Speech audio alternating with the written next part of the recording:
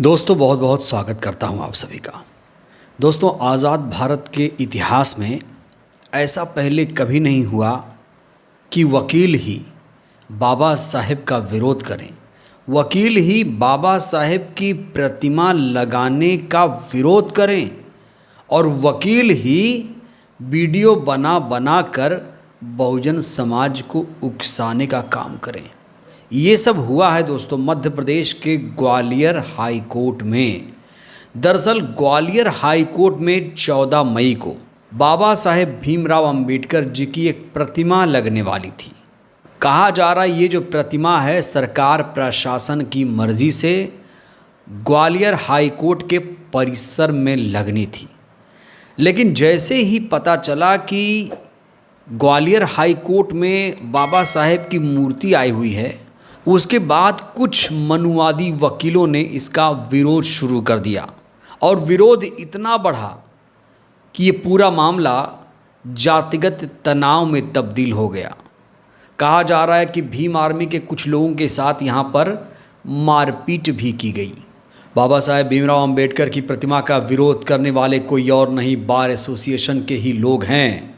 अगर मैं the Dalit voice की बात करूं तो इनके अनुसार कहा जा रहा है कि अनिल मिश्रा और पवन पाठक नाम के वकील अंबेडकर की मूर्ति का विरोध कर रहे हैं। तो आप यहां पर जाति से ही पहचान सकते हैं कि कौन लोग बाबा साहेब से जलते हैं, कौन लोग बाबा साहेब से नफ़रत करते हैं। दोस्तों वो वकील ही क्या जो बाबा साहेब से नफ़रत करे, वो वकील ही क्या जो संविधान से नफ़रत करे। ऐसे वकीलों को हम वकील नहीं मानेंगे, हम कानूनविद नहीं मानेंगे। हमारा देश संविधान से जब तक चलेगा तब तक हम बाबा साहेब को ऐसे ही इज्जत देते रहेंगे, संविधान को ऐसे ही सर माथे पर बिठाएंगे, संविधान को ऐसे ही सर माथे पर रखेंगे, क्योंकि हमारा देश लोकतांत्रिक देश है। बाबा साहेब के लिखित संविधान से ये देश चल रहा है।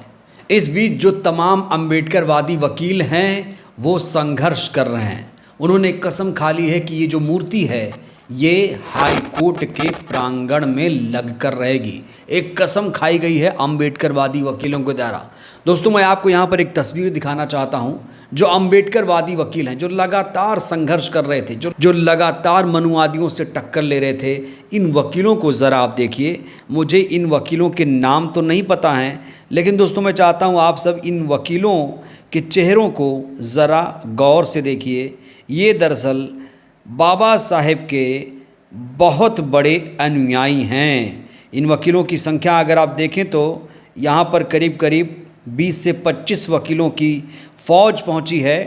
इन वकीलों में से आप किसे पहचानते हैं कमेंट ज़रूर करिएगा।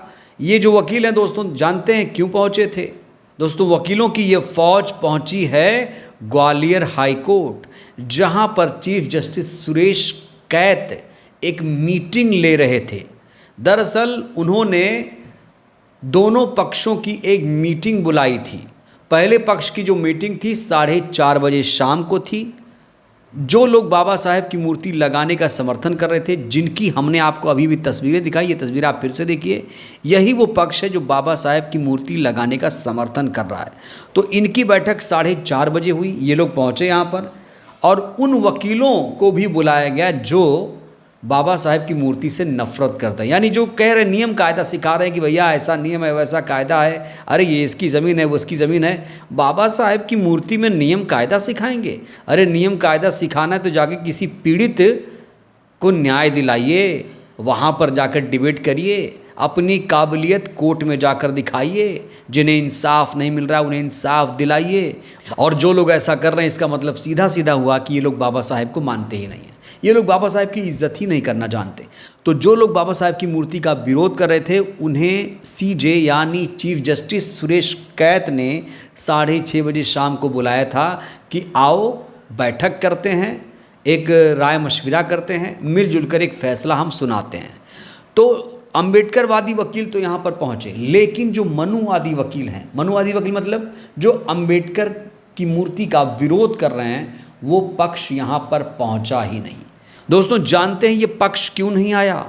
क्योंकि इस पक्ष को ये पता था कि 20 मई को चीफ जस्टिस सुरेश कैत रिटायर हो जाएंगे। जी हाँ दोस्तों, आज सुरेश कैत रिटायर हो रहे हैं। कल उनके कार्यकाल का आखिरी दिन था और आखिरी दिन वो ये फैसला लेने वाले थे, लेकिन कहा जा रहा है कि ये फैसला अभी तक नहीं हुआ। इस पूरे मामले में एक नया मोड़ आ गया है। नया मोड़ यही है कि सुरेश कैत आज ही रिटायर होने जा रहे हैं। आज उनका आखिरी दिन है और बड़ी शिद्दत से, बहुत नियत के साथ कल वो बैठक लेने पहुंचे थे कि आज हम इस पर फाइनल फैसला सुना देंगे। वैसे जो अम्बेडकरवादी वकील हैं कई बार ये कह चुके हैं कि हाई कोर्ट ने हमें आदेश दिया था कि जिस तरीके से सुप्रीम कोर्ट में बाबा साहेब की प्रतिमा लगी है, ग्वालियर हाई कोर्ट में भी शान से प्रतिमा बाबा साहेब की लगाई जाएगी। तो मध्य प्रदेश हाई कोर्ट के चीफ जस्टिस सुरेश कैत आज ही रिटायर हो रहे हैं। अपने कठोर फैसले और सरकार तक को फटकार लगा चुके हैं कैत साहब। कैत जी कहा जाता है दलित समाज से आते हैं, अम्बेडकरवादी हैं और मध्य प्रदेश हाई कोर्ट के इतिहास में ऐसा पहली बार हुआ जब 14 अप्रैल को बाबा साहेब की जयंती धूमधाम से मनाई गई। इसका श्रेय भी कैत साहब को ही दिया जाता है। अभी पिछले दिनों शुक्रवार को कैत साहब का विदाई समारोह हुआ, फेयरवेल भी हुआ, तो इसमें ये भावुक हो गए और कहा कि जो सम्मान यहाँ मिला वो अविस्मरणीय है। अपने फेयरवेल के मौके पर कैत साहब ने गीत भी गाया, गीत गाकर सबको चौंका भी दिया था।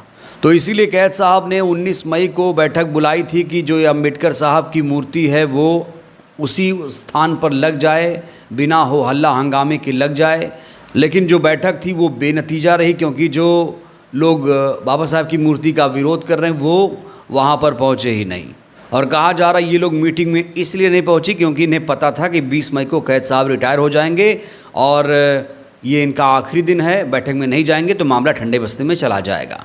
इस बीच देश भर के तमाम अम्बेडकरवादी बाबा साहेब की मूर्ति लगाने का समर्थन कर रहे हैं। मध्य प्रदेश के एक पत्रकार हैं, तथागत लाइव चलाते हैं, अंजुल लिखते हैं कि ग्वालियर हाई कोर्ट में बाबा साहेब की मूर्ति लगाने को लेकर आज जबलपुर में चीफ जस्टिस सुरेश कुमार कैत के साथ एक मीटिंग होनी थी। जो लोग मूर्ति लगवाना चाहते हैं वो सुबह 1 बजे से ही मीटिंग हॉल में बैठ गए। खुद चीफ जस्टिस भी वहाँ मौजूद हैं, लेकिन जो लोग इनका विरोध कर रहे हैं वो अब तक नहीं आए। ऐसा लग रहा है कि वो लोग जानबूझकर मीटिंग टालने की कोशिश कर रहे हैं ताकि कल यानी 20 मई को जब चीफ जस्टिस कैत रिटायर हो जाए तो ये मामला खुद ही ठंडे बस्ते में चला जाए। तो मैंने क्या कहा, एक रणनीति सूझबूझ के तहत इन लोगों ने ऐसा किया, लेकिन अम्बेडकरवादी चुप नहीं बैठने वाले हैं। तमाम नेता इस समय बाबा साहेब भीमराव अम्बेडकर जी की मूर्ति का समर्थन कर रहे हैं। इस समय फूल सिंह बरैया जो दलित समाज से आते हैं उन्होंने भी बाबा साहेब अम्बेडकर जी की मूर्ति लगाने का पुरजोर तरीके से समर्थन कर दिया है। अम्बेडकर की स्टैचू अगर हाई कोर्ट प्रांगण में लगती है तो ये मुझे लगता है कि गर्व की बात है। इतने सीनियर वकील गाली देना उनके मुंह से शोभा नहीं देता है। वकीलों को जब कि मारपीट करने वालों के डिसीजन कराने का काम है, उन वकीलों ने खुद ने उसके साथ बहुत मारपीट की है। ये कोई कार्यकर्ता है। तो दोस्तों ये जो पूरा मुद्दा है अब राष्ट्रीय मुद्दा बन चुका है, क्योंकि पहले क्या होता था कि लोग चुपके बाबा साहेब का विरोध करते थे, उनकी मूर्ति तोड़ते थे, उनकी प्रतिमा तोड़ते थे, गिराते थे। लेकिन अब तो सरेआम लोग आकर खड़े हैं कि हम बाबा साहेब की मूर्ति यहाँ पर नहीं लगने देंगे। नियमों का हवाला दिया जा रहा है। बाबा साहेब की मूर्ति लगाने का वकील अगर नियम का हवाला दे रहा है, मतलब कि कुछ ना कुछ तो खोट है, उसके दिमाग में कुछ ना कुछ तो चल रहा है। कहा जाता है कि अगर कोई सच्चा वकील है तो नियम को भी तोड़ सकता है बाबा साहेब की मूर्ति के लिए। लेकिन ये कैसे वकील हैं जो नियम कायदे ही यहाँ सिखा रहे हैं लोगों को? बाबा साहेब की मूर्ति लगाने के लिए नियम कायदा चाहिए। तो भले ही सीजे की मीटिंग में कोई नतीजा ना निकला हो, लेकिन अम्बेडकरवादी अभी भी आश्वस्त हैं कि ये जो मूर्ति है बाबा साहेब की, जो बहुत शानदार भव्य प्रतिमा है, वो ग्वालियर हाई कोर्ट में लगकर ही रहेगी। दोस्तों शायद मैंने मीटिंग का स्थान ग्वालियर हाई कोर्ट बोला, लेकिन ये जो मीटिंग थी जबलपुर में हुई थी। इस त्रुटि को आप लोग सही कर लीजिएगा। सीजे कैत साहब की जो मीटिंग थी वो जबलपुर में थी, ना कि ग्वालियर में। तो मीटिंग में कोई नतीजा तो नहीं निकला, लेकिन जो तमाम अम्बेडकरवादी हैं वो मध्य प्रदेश की तरफ रुख कर रहे हैं और सरकार से भी गुहार लगा रहे हैं कि सरकार सुरक्षा देकर इस मूर्ति को तुरंत स्थापित करवाए। बहरहाल इस वीडियो में इतना ही। आपको क्या लगता है, क्या बाबा साहब की ये मूर्ति अपनी जगह पर स्थापित हो पाएगी? आपको कितना यकीन है? प्रतिक्रिया दीजिए। बहुत बहुत धन्यवाद।